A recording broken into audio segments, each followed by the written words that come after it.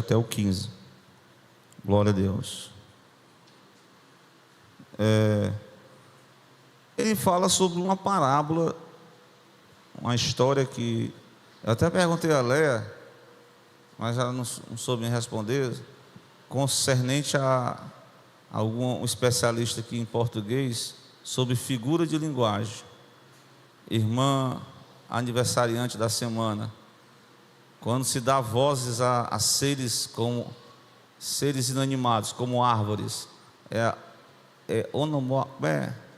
eu esqueci, eu pesquisei, mas quando você dá voz a seres como árvores que não falam, né? Mas aqui é uma história que as árvores estão discutindo. É uma figura de linguagem aí, fica para pesquisando aí, certo? Muito bem, está todo mundo bem uns com os outros? Glória a Deus. Meus irmãos, eu lendo, né? Na verdade, essa ministração surgiu de uma viagem que eu fiz. Aí eu, no meio da viagem, glória a Deus, eu contei essa história, né? Ele disse assim: 10 anos, não sei quantos anos que eu estou no Evangelho, nunca ouvi essa história. Aí eu disse: pois está lá no livro de Juízes, capítulo 9, né? Aí o que é que nós podemos extrair dessa mensagem para nós? Eu até poderia dizer assim, um temazinho bem simples, sobre a nossa utilidade no corpo de Cristo. Qual é a nossa utilidade no corpo de Cristo? Glória a Deus. Estamos ao vivo aí no YouTube. Os irmãos que... Sabe que tem algum irmão da igreja ao vivo? Só Deus sabe. Mas recomendo a esses irmãos que sejam presentes ou então se estiver trabalhando, né? Que Deus tenha misericórdia. Mas qual é a nossa utilidade no corpo de Cristo, Léa? Nós somos chamados por Deus através do Evangelho para a salvação em Cristo. Glória a Deus, amém? E dentro da salvação nós somos chamados também para quê? Para servir a causa do Mestre, para trabalhar no reino de Deus, certo? Agora eu pergunto: serão todos líderes, irmã Lia? São todos pastores? São todos profetas? São todos evangelistas? São todos professores ou mestres?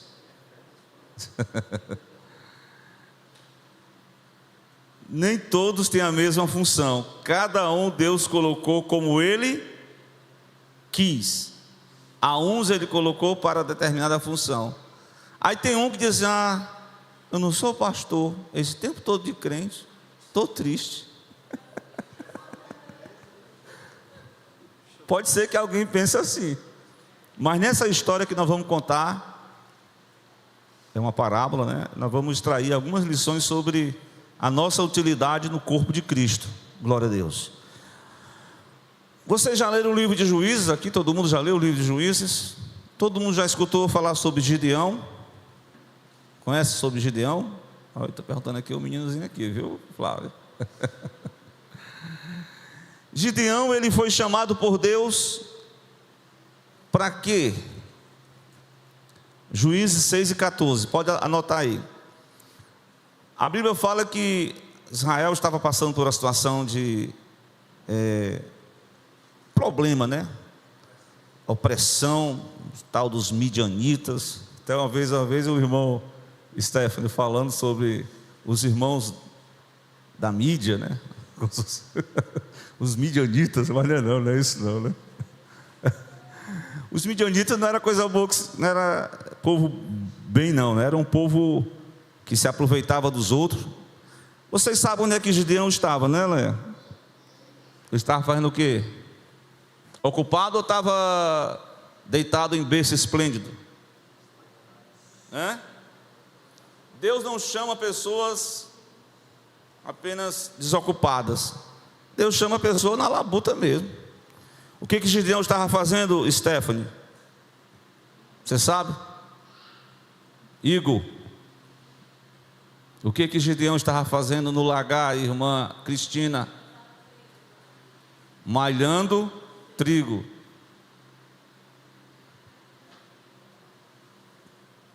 Lagar é lugar de malhar trigo? Você sabe por quê? Lagar é lugar de pisar as uvas.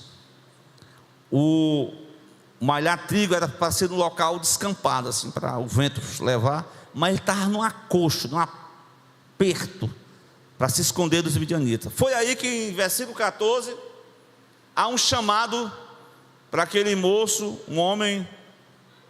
Ele se identifica como o menor da casa de meu pai, da tribo de Manassés. E o que ele diz? O que Deus falou para ele? Deus olhou para ele e disse assim: olha, vai nessa tua força, livrarás a Israel da mão dos midianitas, porventura não te enviei eu? Ou seja, um chamado para quê? Para se tornar um juiz libertador, não é isso? Aí vocês sabem, a história de Gideão, até o irmão Marcelo uma vez pregou aqui, né?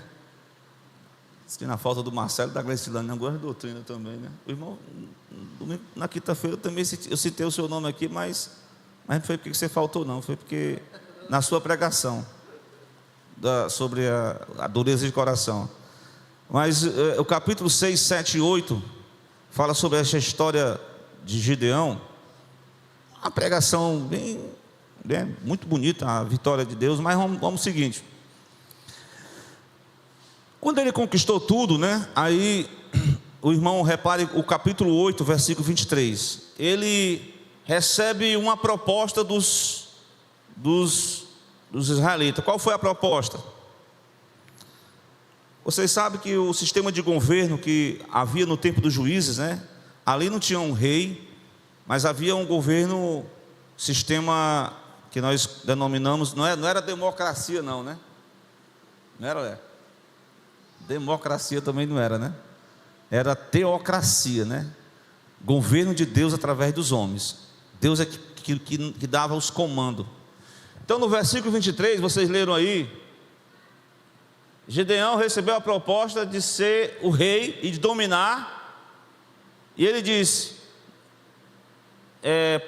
porém Gideão lhe diz: sobre vós eu não dominarei, nem tampouco o meu filho, nem o filho do meu filho. Ou seja, Gideão recusou esse chamado de ser o rei, né, o líder da nação. Ele cumpriu a sua missão de libertar dos midianitas e foi morar em Ofra e pronto, acabou. Mas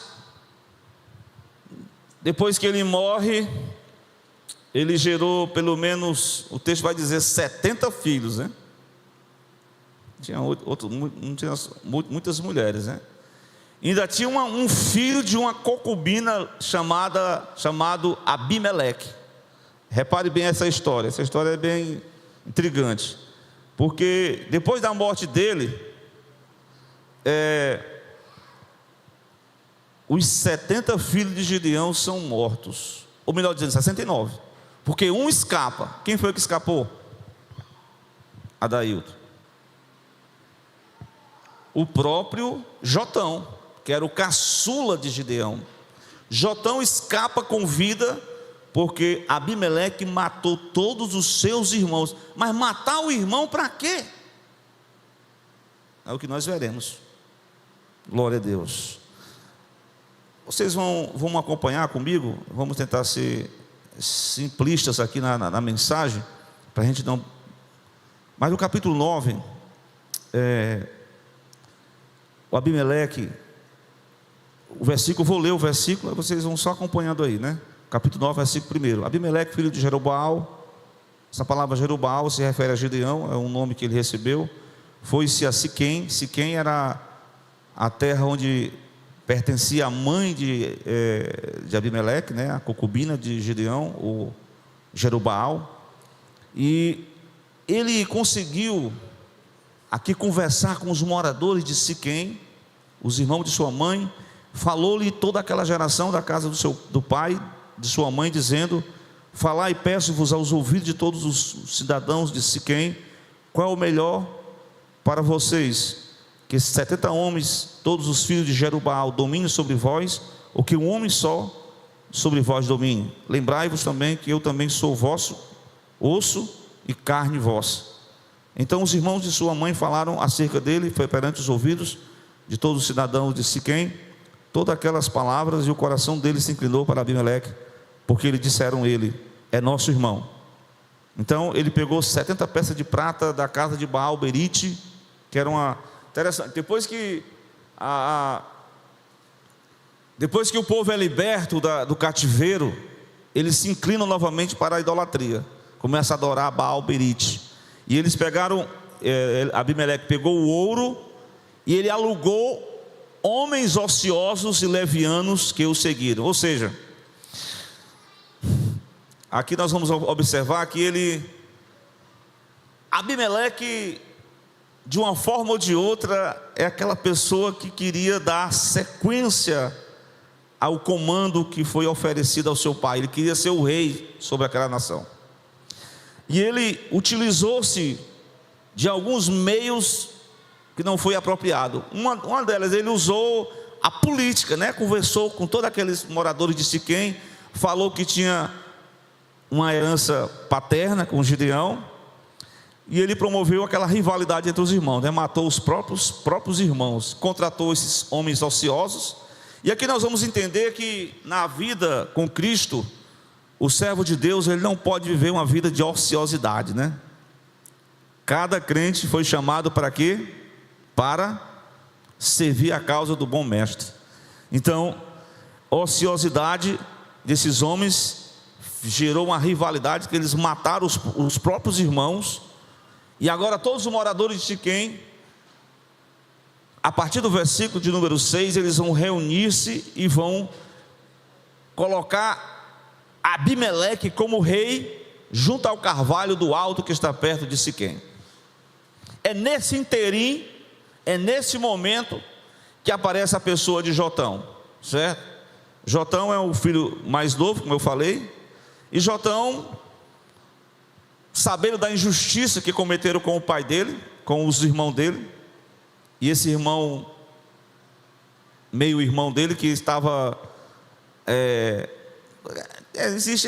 ainda existe hoje, né? Pessoas que, para alcançar uma promoção, seja no trabalho ou seja eclesiástica, puxa o tapete dos outros, mas também faz aquela politicagem, né? Olha, eu sou filho do Gideão, eu preciso ocupar esse cargo, né? E interessante, o Gideão, ele tinha um chamado, mas o chamado, ele não é individual ou ele passa de pai para o filho? De passa de pai para filho ou é individual? O chamado. O que vocês acham? É individual. É individual? Confere comigo. Eu sei que pode ser que o Júnior Paiva nunca vai querer assumir. Não sei porque que esses filhos de dirigente, pastor, não querem ser pastor, mas tem uns que querem, né? Tem uns que querem.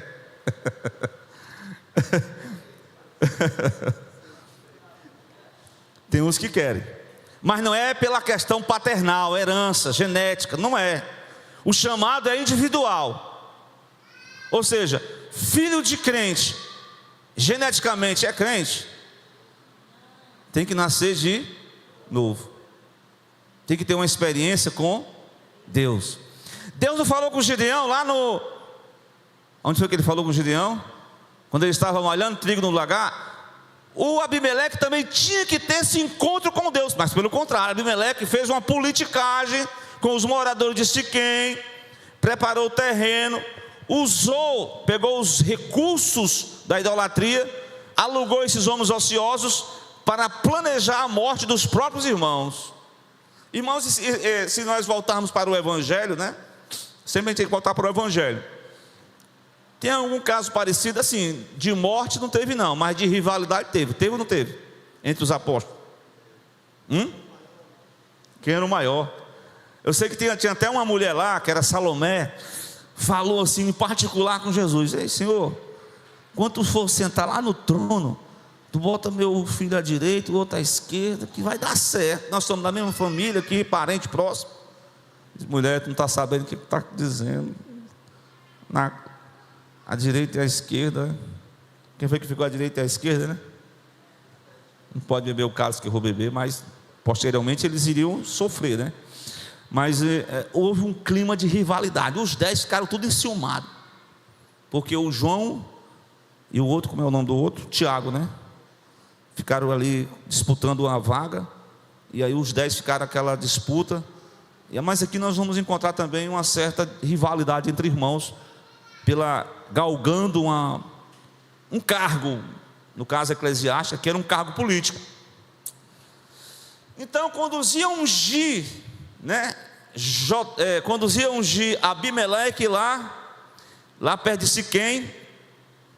Aí vocês lembram de um monte que, quando o povo de Israel entrou em Israel lá, né? Quando vieram eles tiveram assim, tem 2 montes. Tem um monte Ebal e tem um monte Gerezi. O monte Ebal, Léa, era um monte que um grupo de tribos ficava lá e proferia o quê? As maldições. E Gerezi era outro monte que os filhos de Israel, algumas tribos, proferiam as bênçãos. Você lembra da mulher samaritana, que ela falou que era lá no monte Gerezi, que estava o templo, né? Que ele falou com Jesus, lá em João capítulo 4.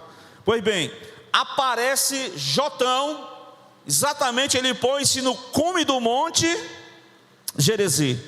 Ele levanta a voz, ele diz: ouvi-me, moradores de Siquém, e Deus ouvirá vocês. Preste atenção que eu vou contar uma história para vocês. Preste atenção na história. Viu, irmã? A figura de linguagem. As árvores se reuniram. Aí disseram assim: vamos falar com uma árvore. Qual é a primeira árvore?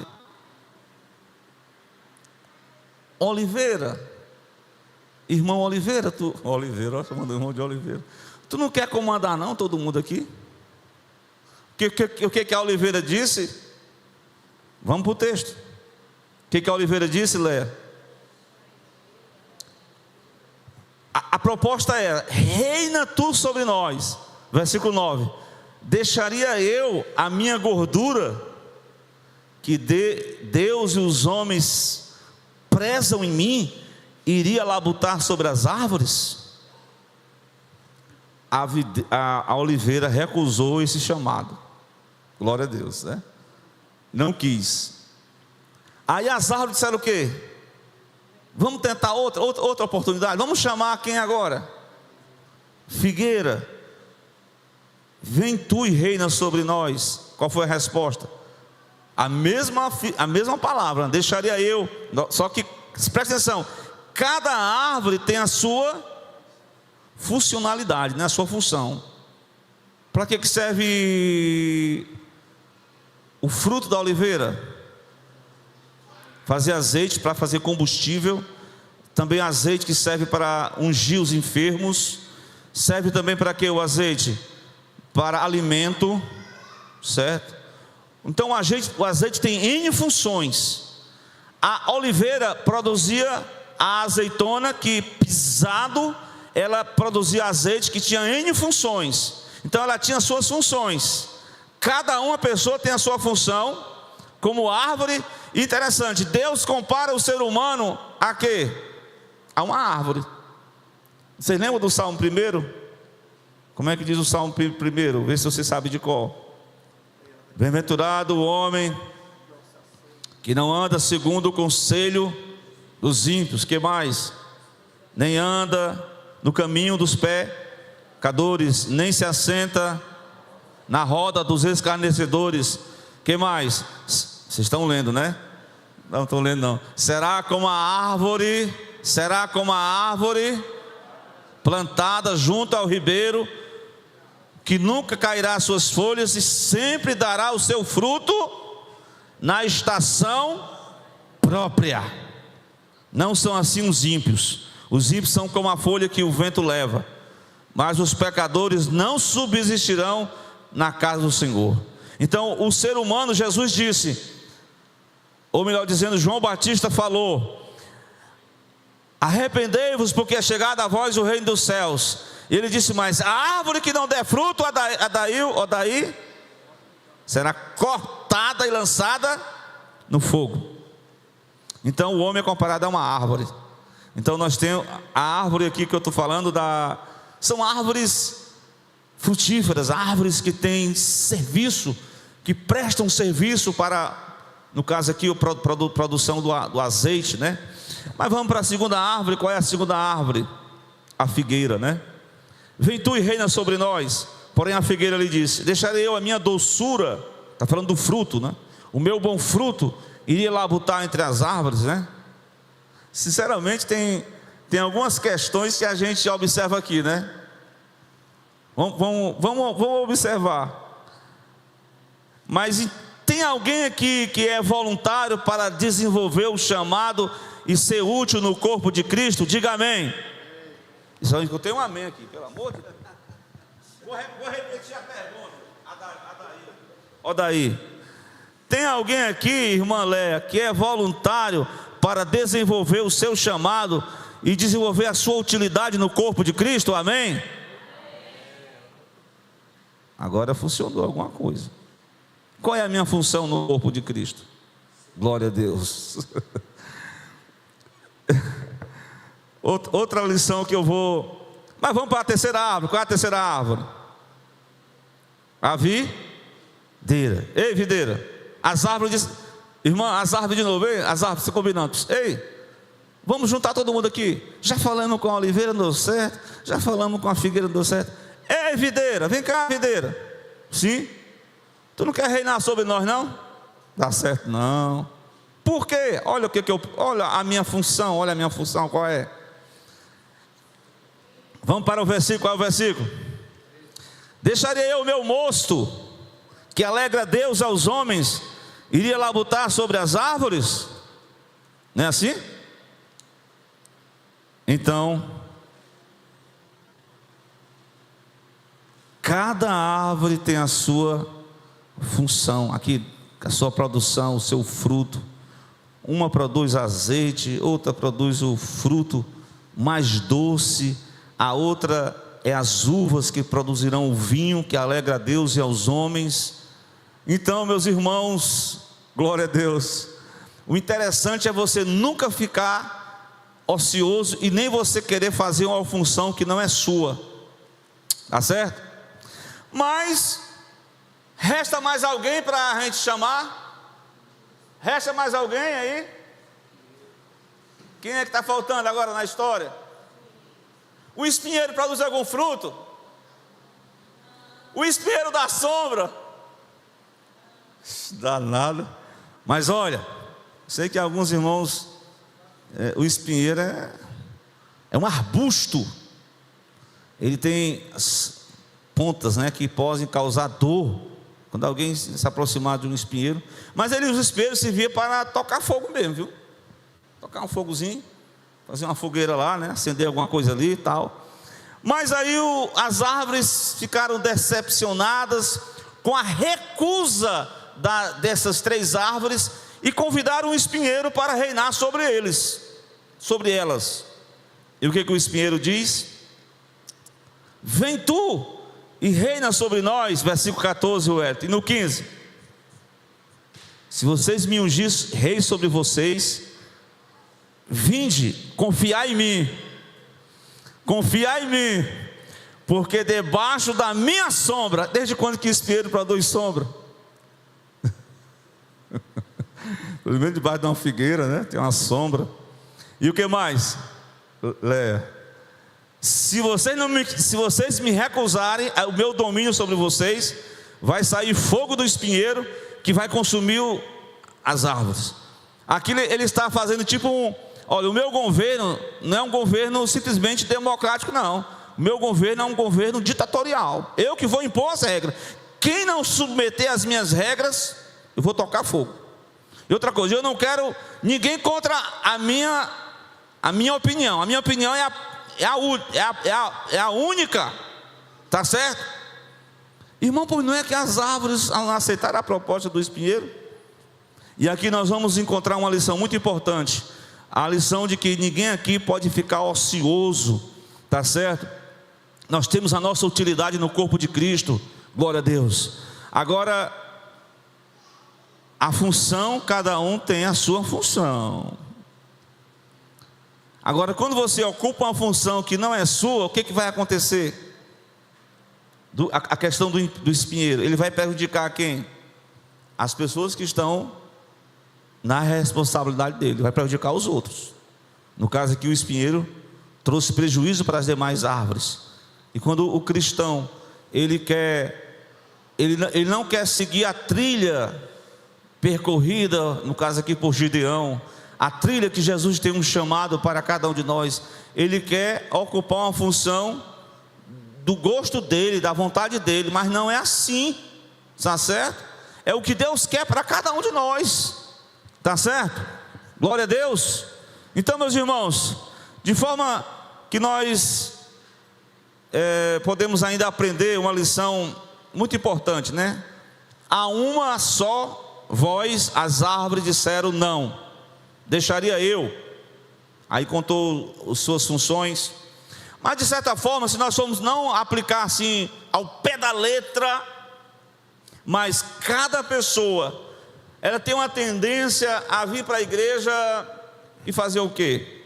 Simplesmente, se acomodei aqui mesmo. Aí o pastor chega, irmão, tem uma função aqui espinhosa para tu ocupar, tu quer? Não, pastor, eu prefiro ficar sentado no meu banquinho, porque gente é problema, eu não quero ter problema. Então aqui podemos aplicar para a igreja pessoas que são desafiadas a uma missão, a um chamado, e elas simplesmente não querem sofrer por essa causa, elas preferem fazer o que elas já estão acostumadas a fazer. Está entendendo? Mas Deus chamou Gideão para uma missão que ele não estava malhando o trigo de um lagar, se escondendo dos midianitas. E Deus disse: é você que eu escolhi. E esse rapaz não foi escolhido por Deus. Por isso que Jotão contou essas histórias.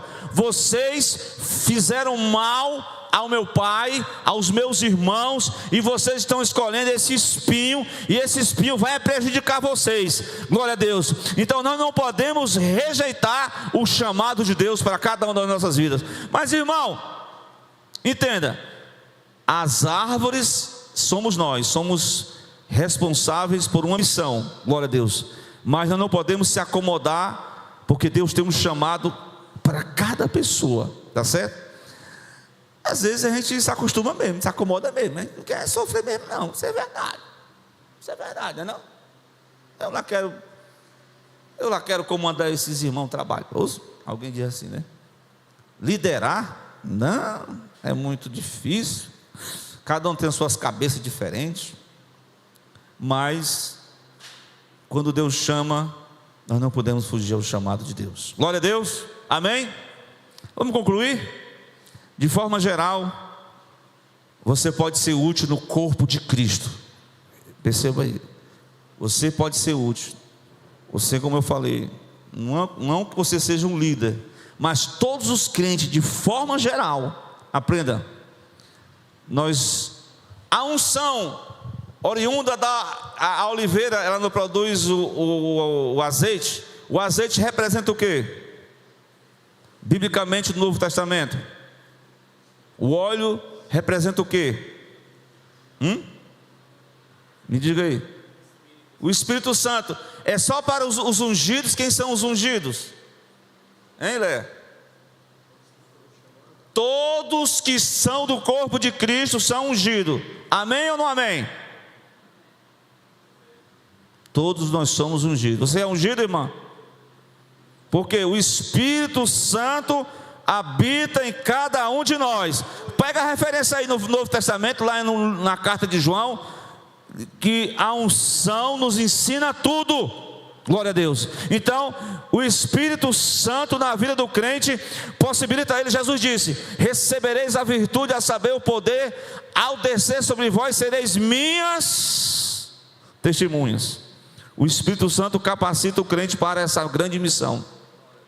Mas eu quero ser útil na obra de Deus. Deus nos dá o azeite para ungir a nossa vida. E outra coisa, a videira produz o o vinho, né? A uva, o vinho. O que representa o vinho novo dentro do Evangelho? O que representa o vinho novo? O vinho novo representa o quê? O Evangelho em si. Jesus diz: não se pode colocar vinho novo em odres velhos. Então o que nós entendemos? Que aqueles que foram chamados por Deus, eles receberam o chamado do Cristo, do Evangelho. E o chamado de Cristo, como disse a palavra, né? O Evangelho é uma mudança espiritual. Glória a Deus. É uma mudança de vida, amém? É a mudança da água para o vinho, é a mudança espiritual. Então, todos aqueles que foram chamados por Deus, eles passam por essa transformação do Evangelho de Cristo, amém? Glória a Deus. Mudança, é isso que o Espírito Santo faz através do Evangelho quando nós recebemos o chamado, a mudança. Então, e uma outra lição que eu quero deixar, que é respeito à oliveira. A oliveira diz que produz o fruto. Bem, irmão, eu quero ser usado por Deus. Quem quer ser útil na obra do Senhor, diga amém. Só o irmão que responde. Quem quer ser útil na obra do Senhor, diga amém. Amém. Eu tenho que ser ungido pelo Espírito Santo. O Espírito Santo derrama sobre qualquer crente. Tem que passar pela transformação do Evangelho. E aí, agora? Glória a Deus. O poder é o Espírito Santo. Mas o seguinte é esse. Tem outra coisa que eu quero apresentar aqui, que serve de forma geral para sermos úteis no corpo de Cristo, além da unção, né, o óleo, além da questão da transformação mediante o Evangelho, o vinho novo é melhor. Nós temos a frutificação espiritual, Léa. Porque tem gente que é usado por Deus, sabe? Tem ou não tem? Mas olha, lembra daquela passagem que Jesus disse assim: pelos seus frutos conhecereis a árvore. Não é assim que está escrito? E a Bíblia diz, só vocês lembram que aquela passagem que tem um determinado grupo de pessoas que eles são úteis, eles pregam, faz isso, faz aquilo, só que falta só uma coisa nessas pessoas. O que é? E eu preciso também disso, a frutificação espiritual. Então não é preciso somente ter os dons, a unção, o chamado, passar pelo Evangelho, mas tem que frutificar espiritualmente. E o que é a frutificação, irmão Edivaldo? É exatamente a implantação do caráter de Cristo, o fruto do Espírito Santo na vida do crente. Glória a Deus. Então o crente que passou na igreja, passa um tempo, não sei, mas vou repetir essa mensagem, né? Mas é o jeito, né? Passa um tempo, mas ele parece assim que tem uma auréola na cabeça dele, é perfeito. Era romeira, né? Tipo uma romã, que era simbolizando o fruto, né? Então, para mostrar que no serviço cristão, no serviço da obra de Deus, a utilização dos dons é importantíssimo, né? Mas não é só os dons, porque ainda que eu tivesse a língua dos homens, se não tivesse o amor, de nada, só barulho. Ainda que eu fizesse isso, fizesse aquilo, mas não tivesse a frutificação do amor de Deus, nada adiantaria. O amor é exatamente o carro-chefe do fruto do Espírito na vida do crente, Espírito Santo, para que Deus nos aperfeiçoe ainda mais na utilização do seu reino aqui na terra. Então, meus irmãos, glória a Deus, que Cristo nesta noite desperte o desejo de cada um de nós de sermos úteis na obra do Senhor, de buscarmos a frutificação espiritual, de buscarmos cada dia a transformação do Evangelho em nossas vidas, de buscarmos essa unção espiritual que nos capacita para sermos úteis na obra do Senhor.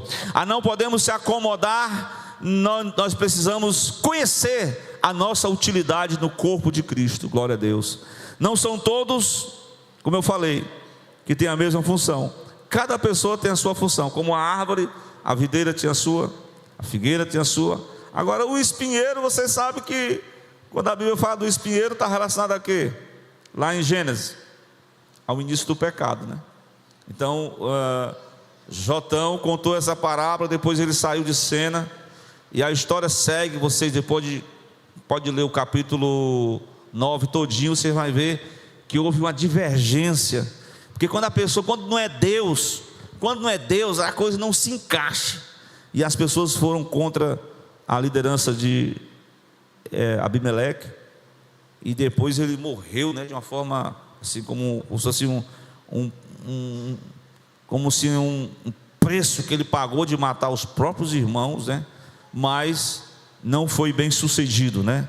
Mas essa mensagem de Jotão, ela fica para nós hoje, que servimos a Deus, que possamos continuar conhecendo as palavras do Senhor e estando sendo úteis na obra do Senhor, não barganhando com ninguém, não fazendo politicagem, não com rivalidade entre os irmãos. Esse negócio de rivalidade, isso não dá certo, né? Tem que sermos voluntários para desenvolvermos o nosso chamado, a nossa missão, a nossa utilidade, e não ficar só com o braço cruzado, ocioso, não quer fazer nada, né? Cada pessoa pode ser útil na evangelização, glória a Deus, na intercessão, na oração, na busca do crescimento espiritual, e que a acomodação espiritual, ela leva muitas pessoas a, igual Jonas, né, a dormir, a ficar relaxado, a perder a sua missão de vida, que no caso era ir para Nínive. Então que Deus em Cristo abençoe a cada um dos seus irmãos nessa noite. Eu quero agradecer a Deus, e que essa palavra venha ainda mais. Léa, canta um hino aí, Léa, da harpa, que os irmãos conhecem, tu sabe?